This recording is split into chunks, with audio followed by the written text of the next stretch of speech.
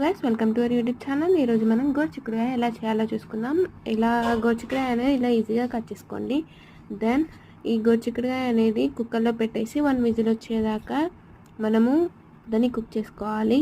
ఇలా ఒక పీస్ని తీసుకొని మనము ఫింగర్తోనే ట్యాప్ చేస్తే ఇలా అది కట్ అయిపోతే గోరుచిక్కుడుకాయ అనేది కుక్ అయిపోయినట్టే అండి. ఒక ప్యాన్లో 1 టేబుల్ స్పూన్స్ ఆఫ్ ఆయిల్ వేసేసుకొని ఆవాలు, జీలకర్ర, కళ్యామాకు, ఒక 4-5 వెల్లుల్లి దంచి వేసుకొని పసుపు యాడ్ చేసుకొని మంచి మిక్స్ చేసుకోవాలండి. దెన్ మనము కుక్ చేసిన గోరుచిక్కుడుకాయ అనేది ఇందులో వేసేసి 2 table spoons of chilli powder అనేది వేసుకోవాలండి. ఇది సాల్ట్తో మిక్స్ చేసిన చిల్లీ పౌడర్. సో నేను సాల్ట్ యాడ్ చేయడం లేదు. అండ్ షుగర్ వేసుకోవడం అనేది ఇట్స్ ఆప్షనల్, బట్ షుగర్తో టేస్ట్ చాలా ఎన్హాన్స్ అవుతుందండి. ట్రై చేయండి. నువ్వుల పొడి 2 టేబుల్ స్పూన్స్ వేసేసుకొని మంచి మిక్స్ చేసేసుకోవాలి.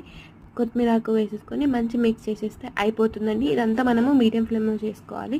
Please like, share and subscribe to